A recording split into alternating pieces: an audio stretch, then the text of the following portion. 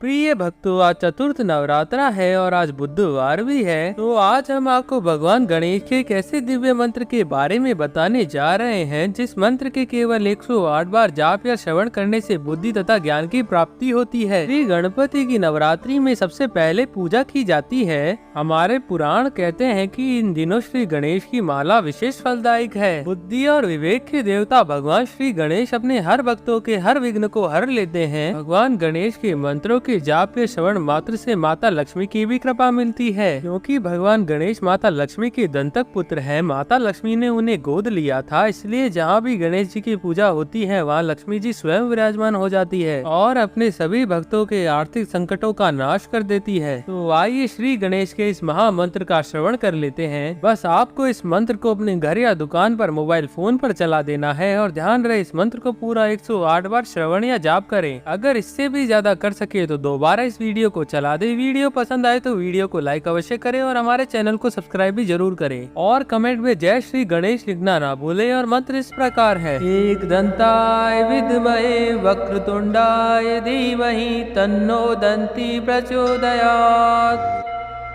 एक दंताय विद्महे वक्रतुंडाय धीमहि तन्नो दंती प्रचोदयात्। एक दंताय विद्महे वक्रतुंडाय धीमहि तन्नो दंती प्रचोदयात्। एक दंताय विद्महे वक्रतुंडाय धीमहि तन्नो दंती प्रचोदयात्।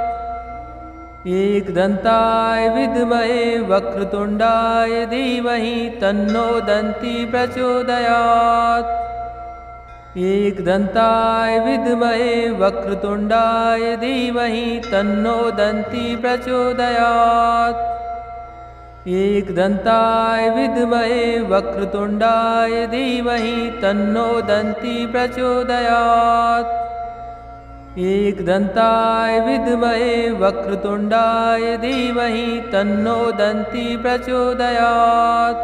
प्रचोदयात्। एक दंताय विद्महे वक्रतुंडाय धीमहि तन्नो दंती प्रचोदयात्। एक दंताय विद्महे वक्रतुंडाय धीमहि तन्नो दंती प्रचोदयात्। एक दंताय विद्महे वक्रतुंडाय धीमहि तन्नो दंती प्रचोदयात्। एक दंताय विद्महे वक्रतुंडाय धीमहि तन्नो दंती प्रचोदयात्। एक दंताय विद्महे वक्रतुंडाय धीमहि तन्नो दंती प्रचोदयात्। एक दंताय विद्महे वक्रतुंडाय धीमहि तन्नो दंती प्रचोदयात्। एक दंताय विद्महे वक्रतुंडाय धीमहि तन्नो दंती प्रचोदयात्। एक दंताय विद्महे वक्रतुंडाय धीमहि तन्नो दंती प्रचोदयात्। एक दंताय विद्महे वक्रतुंडाय धीमहि तन्नो दंती प्रचोदयात्। एक दंताय विद्महे वक्रतुंडाय धीमहि तन्नो दंती प्रचोदयात्। एक दंताय विद्महे वक्रतुंडाय धीमहि तन्नो दंती प्रचोदयात्। एक दंताय विद्महे वक्रतुंडाय धीमहि तन्नो दंती प्रचोदयात्। एक दंताय विद्महे वक्रतुंडाय धीमहि तन्नो दंती प्रचोदयात्। एक दंताय विद्महे वक्रतुंडाय धीमहि तन्नो दंती प्रचोदयात्। एक दंताय विद्महे वक्रतुंडाय धीमहि तन्नो दंती प्रचोदयात्। एक दंताय विद्महे वक्रतुंडाय धीमहि तन्नो दंती प्रचोदयात्। एक दंताय विद्महे वक्रतुंडाय धीमहि तन्नो दंती प्रचोदयात्। एकदन्ताय विद्महे वक्रतुण्डाय धीमहि तन्नो दन्ती प्रचोदयात्। एकदन्ताय विद्महे वक्रतुण्डाय धीमहि तन्नो दन्ती प्रचोदयात्। एकदन्ताय विद्महे वक्रतुण्डाय धीमहि तन्नो दन्ती प्रचोदयात्। एकदन्ताय विद्महे वक्रतुण्डाय धीमहि तन्नो दन्ती प्रचोदयात्। एकदन्ताय विद्महे वक्रतुण्डाय धीमहि तन्नो दन्ती प्रचोदयात्। एकदन्ताय विद्महे वक्रतुण्डाय धीमहि तन्नो दन्ती प्रचोदयात्। एकदन्ताय विद्महे वक्रतुण्डाय धीमहि तन्नो दन्ती प्रचोदयात्। एकदन्ताय विद्महे वक्रतुण्डाय धीमहि तन्नो दन्ती प्रचोदयात्। एकदन्ताय विद्महे वक्रतुण्डाय धीमहि तन्नो दन्ती प्रचोदयात्।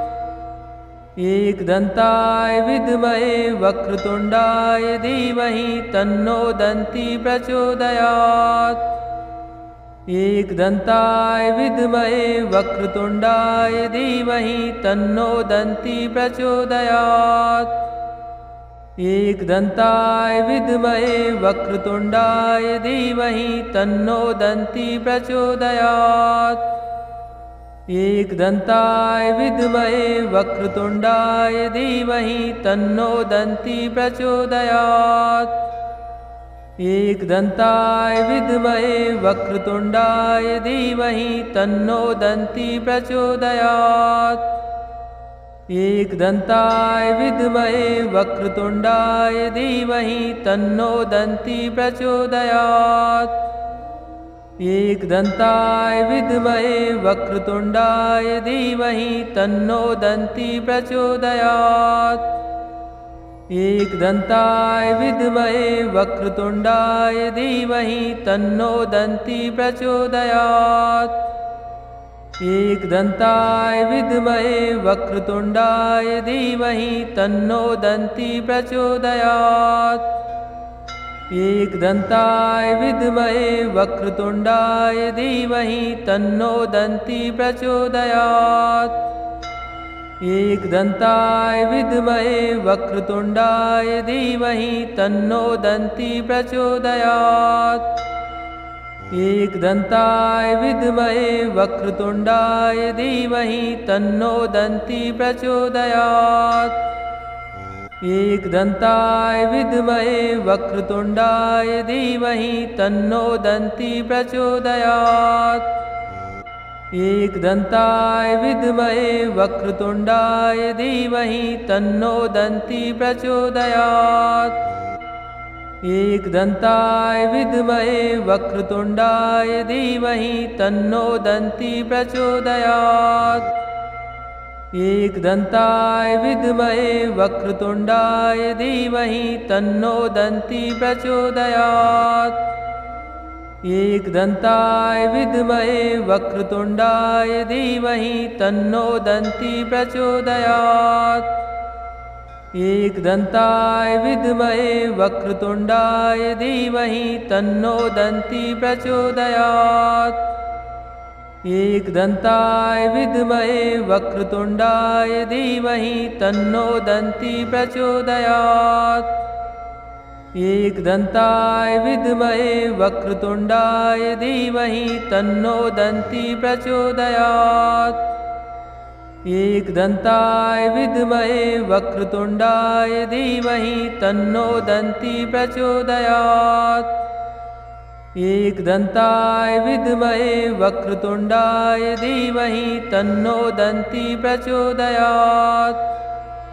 एकदन्ताय विद्महे वक्रतुण्डाय धीमहि तन्नो दन्ती प्रचोदयात्। एकदन्ताय विद्महे वक्रतुण्डाय धीमहि तन्नो दन्ती प्रचोदयात्। एकदन्ताय विद्महे वक्रतुण्डाय धीमहि तन्नो दन्ती प्रचोदयात्। एकदन्ताय विद्महे वक्रतुण्डाय धीमहि तन्नो दन्ती प्रचोदयात्। एकदन्ताय विद्महे वक्रतुण्डाय धीमहि तन्नो दन्ती प्रचोदयात्। एकदन्ताय विद्महे वक्रतुण्डाय धीमहि तन्नो दन्ती प्रचोदयात्। एकदन्ताय विद्महे वक्रतुण्डाय धीमहि तन्नो दन्ती प्रचोदयात्। एकदन्ताय विद्महे वक्रतुण्डाय धीमहि तन्नो दन्ती प्रचोदयात्। एकदन्ताय विद्महे वक्रतुण्डाय धीमहि तन्नो दन्ती प्रचोदयात्। एकदन्ताय विद्महे वक्रतुण्डाय धीमहि तन्नो दन्ती प्रचोदयात्। एकदन्ताय विद्महे वक्रतुण्डाय धीमहि तन्नो दन्ती प्रचोदयात्। एकदन्ताय विद्महे वक्रतुण्डाय धीमहि तन्नो दन्ती प्रचोदयात्। एकदन्ताय विद्महे वक्रतुण्डाय धीमहि तन्नो दन्ती प्रचोदयात्। एकदन्ताय विद्महे वक्रतुण्डाय धीमहि तन्नो दन्ती प्रचोदयात्। एकदन्ताय विद्महे वक्रतुण्डाय धीमहि तन्नो दन्ती प्रचोदयात्। एकदन्ताय विद्महे वक्रतुण्डाय धीमहि तन्नो दन्ती प्रचोदयात्। एकदन्ताय विद्महे वक्रतुण्डाय धीमहि तन्नो दन्ती प्रचोदयात्। एकदन्ताय विद्महे वक्रतुण्डाय धीमहि तन्नो दन्ती प्रचोदयात्। एकदन्ताय विद्महे वक्रतुण्डाय धीमहि तन्नो दन्ती प्रचोदयात्।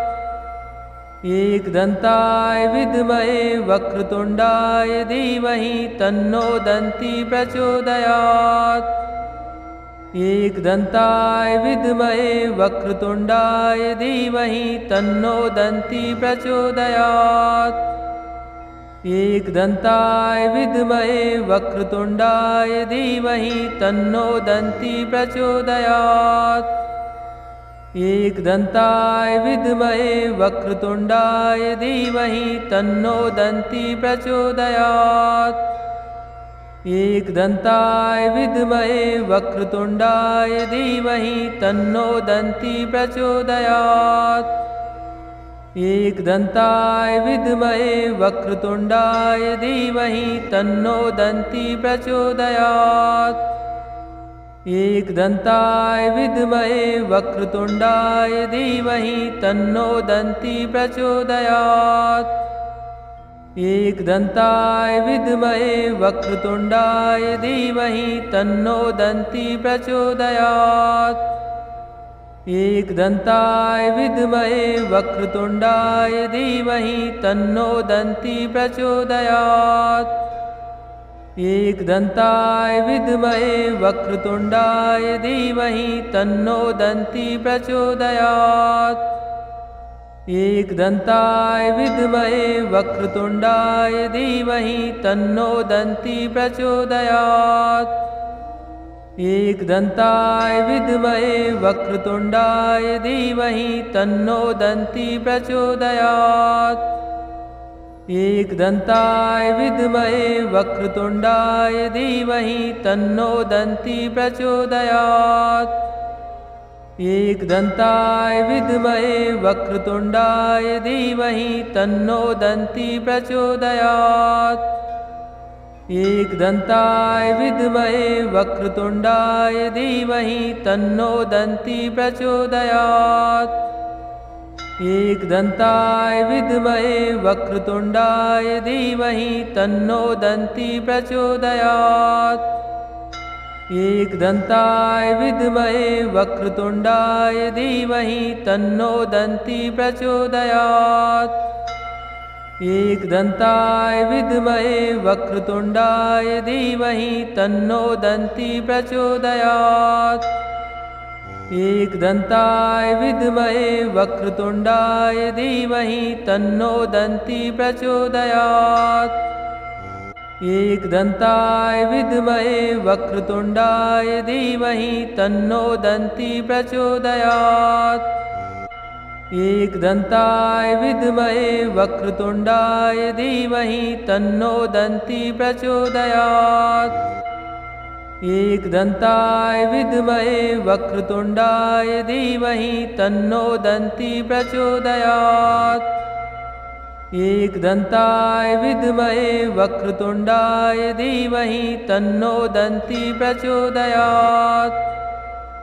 एकदन्ताय विद्महे वक्रतुण्डाय धीमहि तन्नो दन्ती प्रचोदयात्। एकदन्ताय विद्महे वक्रतुण्डाय धीमहि तन्नो दन्ती प्रचोदयात्। एकदन्ताय विद्महे वक्रतुण्डाय धीमहि तन्नो दन्ती प्रचोदयात्। एकदन्ताय विद्महे वक्रतुण्डाय धीमहि तन्नो दन्ती प्रचोदयात्। एकदन्ताय विद्महे वक्रतुण्डाय धीमहि तन्नो दन्ती प्रचोदयात्। एकदन्ताय विद्महे वक्रतुण्डाय धीमहि तन्नो दन्ती प्रचोदयात्। एकदन्ताय विद्महे वक्रतुण्डाय धीमहि तन्नो दन्ती प्रचोदयात्। एकदन्ताय विद्महे वक्रतुण्डाय धीमहि तन्नो दन्ती प्रचोदयात्। एकदन्ताय विद्महे वक्रतुण्डाय धीमहि तन्नो दन्ती प्रचोदयात्। एकदन्ताय विद्महे वक्रतुण्डाय धीमहि तन्नो दन्ती प्रचोदयात्। एकदन्ताय विद्महे वक्रतुण्डाय धीमहि तन्नो दन्ती प्रचोदयात्। एकदन्ताय विद्महे वक्रतुण्डाय धीमहि तन्नो दन्ती प्रचोदयात्।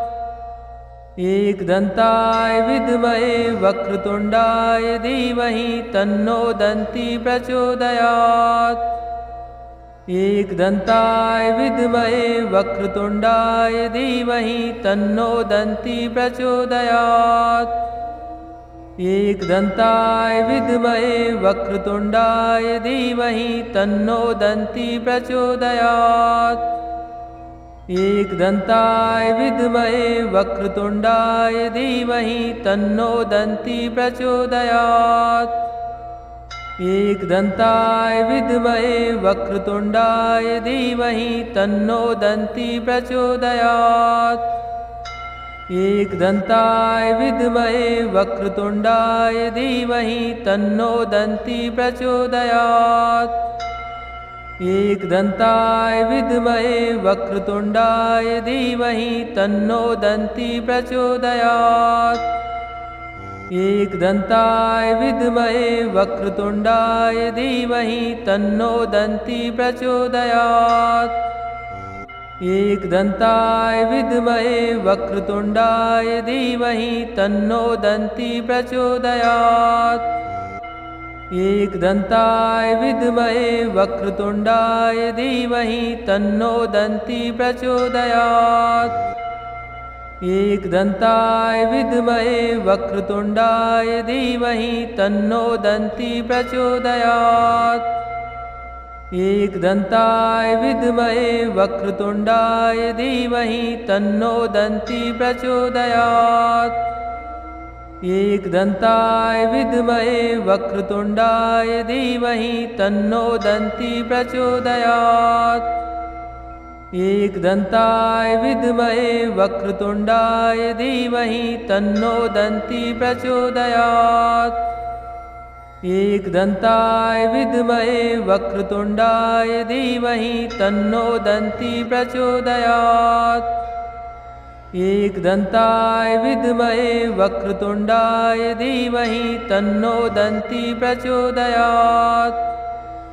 एकदन्ताय विद्महे वक्रतुण्डाय धीमहि तन्नो दन्ती प्रचोदयात्।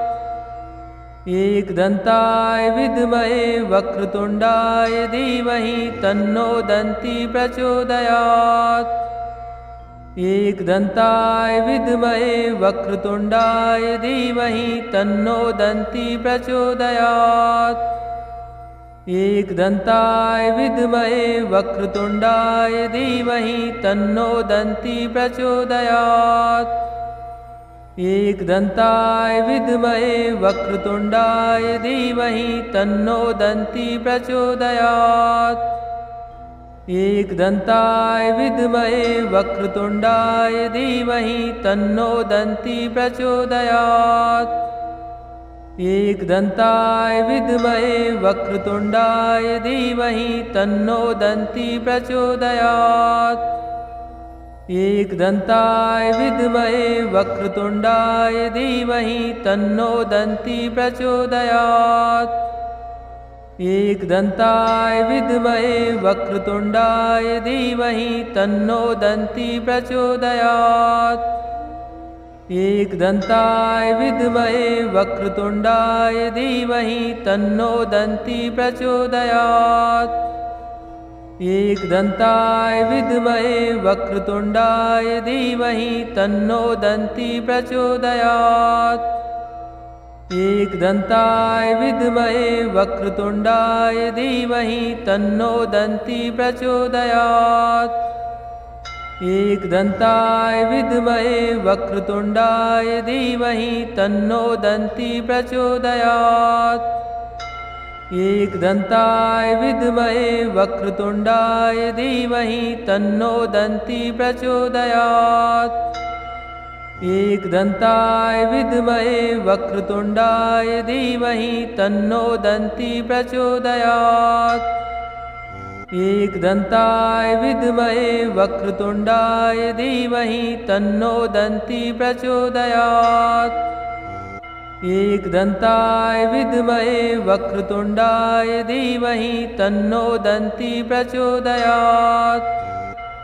एकदन्ताय विद्महे वक्रतुण्डाय धीमहि तन्नो दन्ती प्रचोदयात्। एकदन्ताय विद्महे वक्रतुण्डाय धीमहि तन्नो दन्ती प्रचोदयात्। एकदन्ताय विद्महे वक्रतुण्डाय धीमहि तन्नो दन्ती प्रचोदयात्। एकदन्ताय विद्महे वक्रतुण्डाय धीमहि तन्नो दन्ती प्रचोदयात्। एकदन्ताय विद्महे वक्रतुण्डाय धीमहि तन्नो दन्ती प्रचोदयात्। एकदन्ताय विद्महे वक्रतुण्डाय धीमहि तन्नो दन्ती प्रचोदयात्। एकदन्ताय विद्महे वक्रतुण्डाय धीमहि तन्नो दन्ती प्रचोदयात्। एकदन्ताय विद्महे वक्रतुण्डाय धीमहि तन्नो दन्ती प्रचोदयात्।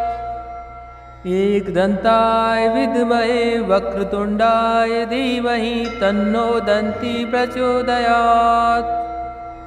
एकदन्ताय विद्महे वक्रतुण्डाय धीमहि तन्नो एकदन्ताय विद्महे वक्रतुण्डाय धीमहि तन्नो दन्ती प्रचोदयात्। एकदन्ताय विद्महे वक्रतुण्डाय धीमहि तन्नो दन्ती प्रचोदयात्। एकदन्ताय विद्महे वक्रतुण्डाय धीमहि तन्नो दन्ती प्रचोदयात्। एकदन्ताय विद्महे वक्रतुण्डाय धीमहि तन्नो दन्ती प्रचोदयात्। एकदन्ताय विद्महे वक्रतुण्डाय धीमहि एकदन्ताय विद्महे वक्रतुण्डाय धीमहि तन्नो दन्ती प्रचोदयात्। एकदन्ताय विद्महे वक्रतुण्डाय धीमहि तन्नो दन्ती प्रचोदयात्। एकदन्ताय विद्महे वक्रतुण्डाय धीमहि तन्नो दन्ती प्रचोदयात्।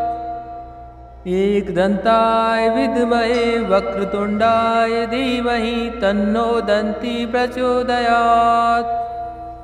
एकदन्ताय विद्महे वक्रतुण्डाय धीमहि तन्नो दन्ती प्रचोदयात्।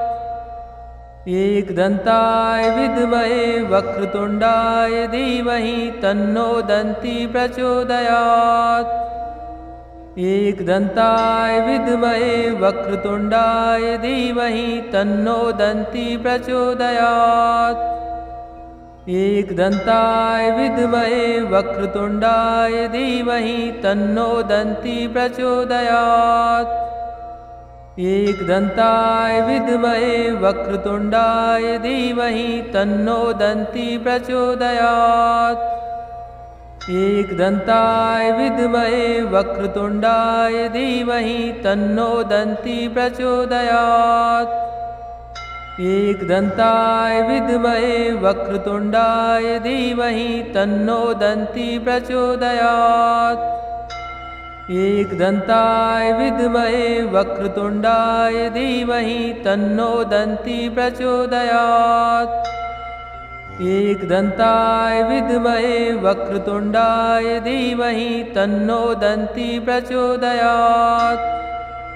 एकदन्ताय विद्महे वक्रतुण्डाय धीमहि तन्नो दन्ती प्रचोदयात्। एकदन्ताय विद्महे वक्रतुण्डाय धीमहि तन्नो दन्ती प्रचोदयात्। एकदन्ताय विद्महे वक्रतुण्डाय धीमहि तन्नो दन्ती प्रचोदयात्। एकदन्ताय विद्महे वक्रतुण्डाय धीमहि तन्नो दन्ती प्रचोदयात्। एकदन्ताय विद्महे वक्रतुण्डाय धीमहि तन्नो दन्ती प्रचोदयात्। एकदन्ताय विद्महे वक्रतुण्डाय धीमहि तन्नो दन्ती प्रचोदयात्। एकदन्ताय विद्महे वक्रतुण्डाय धीमहि तन्नो दन्ती प्रचोदयात्। एकदन्ताय विद्महे वक्रतुण्डाय धीमहि तन्नो दन्ती प्रचोदयात्। एकदन्ताय विद्महे वक्रतुण्डाय धीमहि तन्नो दन्ती प्रचोदयात्। एकदन्ताय विद्महे वक्रतुण्डाय धीमहि तन्नो दन्ती प्रचोदयात्। एकदन्ताय विद्महे वक्रतुण्डाय धीमहि तन्नो दन्ती प्रचोदयात्। एकदन्ताय विद्महे वक्रतुण्डाय धीमहि तन्नो दन्ती प्रचोदयात्। एकदन्ताय विद्महे वक्रतुण्डाय धीमहि तन्नो दन्ती प्रचोदयात्। एकदन्ताय विद्महे वक्रतुण्डाय धीमहि तन्नो दन्ती प्रचोदयात्। एकदन्ताय विद्महे वक्रतुण्डाय धीमहि तन्नो दन्ती प्रचोदयात्। एकदन्ताय विद्महे वक्रतुण्डाय धीमहि तन्नो दन्ती प्रचोदयात्। एकदन्ताय विद्महे वक्रतुण्डाय धीमहि तन्नो दन्ती प्रचोदयात्। एकदन्ताय विद्महे वक्रतुण्डाय धीमहि तन्नो दन्ती प्रचोदयात्। एकदन्ताय विद्महे वक्रतुण्डाय धीमहि तन्नो दन्ती प्रचोदयात्। एकदन्ताय विद्महे वक्रतुण्डाय धीमहि तन्नो दन्ती प्रचोदयात्। एकदन्ताय विद्महे वक्रतुण्डाय धीमहि तन्नो दन्ती प्रचोदयात्। एकदन्ताय विद्महे वक्रतुण्डाय धीमहि तन्नो दन्ती प्रचोदयात्।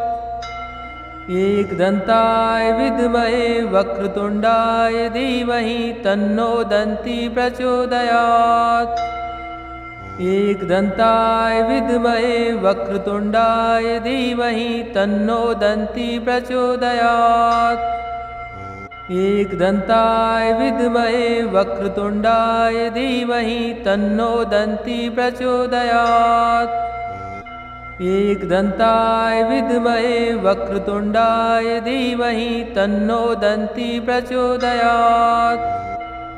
एकदन्ताय विद्महे वक्रतुण्डाय धीमहि तन्नो दन्ती प्रचोदयात्।